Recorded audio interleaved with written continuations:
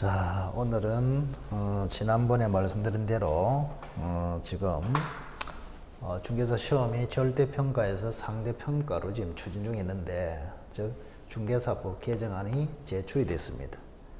그 제출된 시점은 2020년 12월 11일, 작년 연말이죠.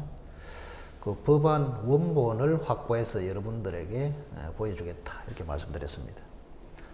자, 어쨌든 절대평가제 하에서는 보셨다시피 평균 1년에 2만 명 정도 합격을 하셨고, 1회에서 9회까지 상대평가에서는 평균 2,000명이 합격을 했습니다. 어쨌든 10배 정도 뽑았고 10분의 1로 줄여서 뽑았고 이렇게 됩니다. 그래서 상대평가제 하에서 여러분들이 공부를 해서 시험에 응시를 하시면 지금 확정된 것은 아니지만 극단적으로 생각해서 2,000명 안에 들어야 합격할 수 있다.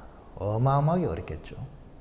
자, 그래서 우리는 2만 명 정도를 합격하는 절대평가제 하에서 합격하자. 그러면 자, 올해 개정이 되고, 즉 상대평가로 개정이 되고 2024년 1월 1일부터 시행되는 것으로 안내되어 있거든요. 자, 그러면 기회는 3년이네요. 3년. 21년 하고, 올해 하고, 내년 22년 하고, 2023년 하고, 3년 동안만 절대평가로 운영합니다. 그 다음에 이제 1월 1일부터는 상대평가로 시행이 된다. 그럼 3년간 시행이 되기 때문에 절대평가가 그대로 시행되기 때문에 이 3년 동안에 모든 역량을 집중해서 합격하셔야겠다. 근데 참고로 23년은 좀 불안해요. 어떻게 될지도 모르고, 또 이것이 안대로 확정되는지 그것도 모르고 수정이 될 수도 있기 때문에, 자, 그래서 23년을 빼고, 자, 올해하고 내년하고 2년을 잡아서 반드시 합격을 하셔야 되겠다. 자, 2년이 끝나가지고 상대평가가 되면은 시험대기가 상당히 어렵다. 뭐 그런 이야기죠. 그죠? 자, 원문을 같이 한번 보도록 하겠습니다. 자, 우선은 일부 개정 법률안 해가지고 하영재 의원이 대표 발의했네요. 자, 20년 12월 11일 날 발의가 됐습니다. 자, 하영재 의원이 대표이고 나머지 9명이 있네요. 10명이 돼야 법안 발의가 가능해서 그렇습니다. 자, 구체적으로 한번 내용을 보도록 하겠습니다. 자, 제안 이유 및 주요 내용. 이 말은 개정하게 된 배경이다, 이 말이죠. 배경을 잠시 한번 살펴보시면, 자, 2019년 기준으로 해서 자격증 보유자는 45만 명입니다. 45만 명. 자, 이 중에서 10만 6천 명이 개업을 했고, 또 기업자에 소속이 되어서 일을 하고 계신 소속 공인중개사는 1만 4천 명입니다. 그러면 기업자하고 소속 공인중개사가 합치면 12만 정도 되네요. 그럼 45만 중에서 12만이 일을 하고 있고 나머지 33만은 일을 하지 않는다, 이런 이야기입니다. 자, 밑에 보시면, 자, 이러한 중개사 시장의 포화 상태를 고려할 때 선발시험을 상대평가제로 전환하여, 자, 여기 핵심입니다. 상대평가로 전환하여 공인중개사 수를 조정하여, 조정은 줄이겠다 이 말이죠. 대폭 줄이겠다. 자, 줄여서 과도한 경쟁을 예방해야 한다는 지적이 있어봤다. 뭐 이런 배경으로 추진하고 있다, 이런 이야기입니다. 자, 따라서 국토부 장관이 직전 3년간의 응시 인원 수, 기업자 수, 소속 공인중개사 수 등을 고려하여 선발 인원을 결정하도록 하는 규정을 시설하겠다. 그러면 선발 인원을 결정한다는 말은 미리 결정을 해놓고 시험을 치게 하겠다, 이런 이야기입니다. 자, 만약에 선발 인원을 2,000명으로 결정했다. 그러면 2,000명으로 결정해놓고 시험을 치게 해서 2,000명까지만 합격시키겠다. 그게 상대평가입니다. 자, 이래서 중개사 시험을 상대평가제로 전환하려는 것이다, 이런 이야기입니다. 자, 다음을 잠시 한번 보실까요? 자, 개정법률안 그 원문 그대로를 한번 보시면, 자, 사조 사망을 상으로 하고 사망을 신설한다.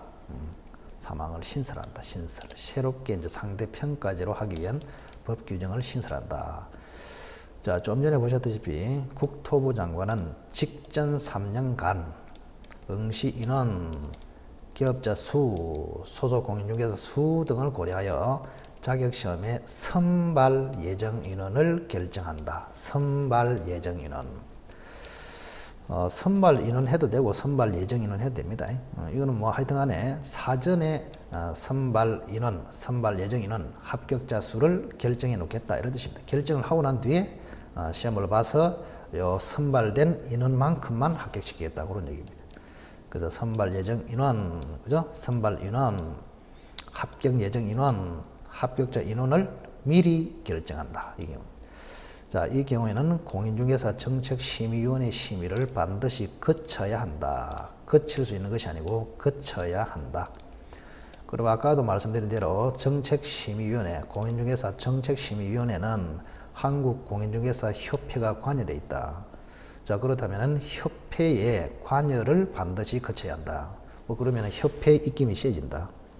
그리고 협회는 당연히 기득권의 대표이기 때문에 그죠? 합격자 수를 줄이는 쪽으로 아마 관여를 할 것입니다. 결론적으로 국토부하고 협회하고 의논해서 합격자를 줄여나가겠다. 뭐 이런 취지로 보입니다. 그렇게 한번 보시고. 자, 부칙을 보시면 좀 전에도 보셨다시피 2024년 1월 1일부터 시행한다. 3년 후에 시행하죠. 그죠? 3년 후에.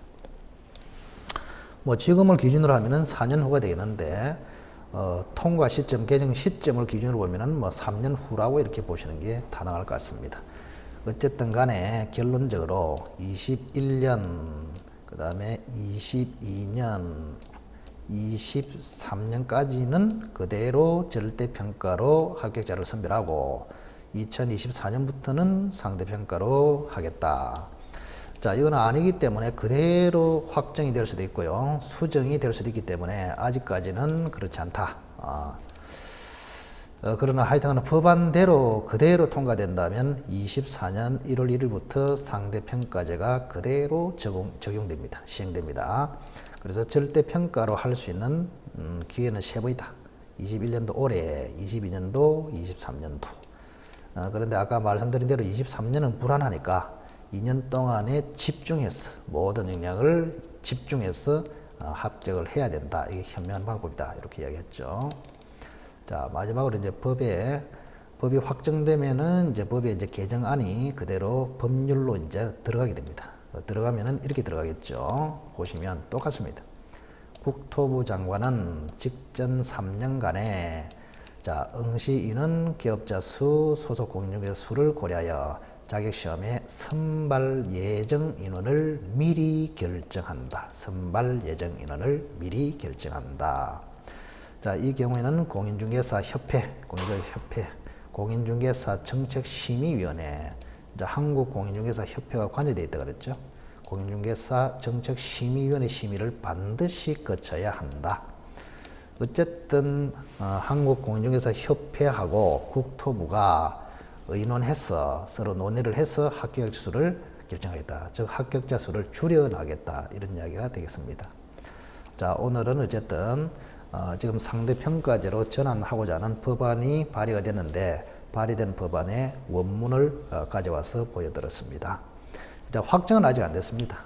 그런데 이 원안대로 원문대로 그대로 확정되면은 우리는 올해, 그 다음에 내년 2020년, 22년, 그 다음에 23년, 그 세 번의 기회밖에 없다.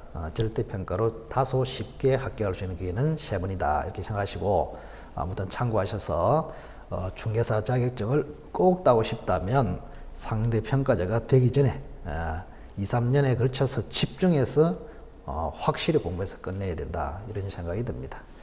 자, 참고해서 준비에 만전을 좀 기하시기 바랍니다. 자, 오늘은 여기까지 합니다. 감사합니다.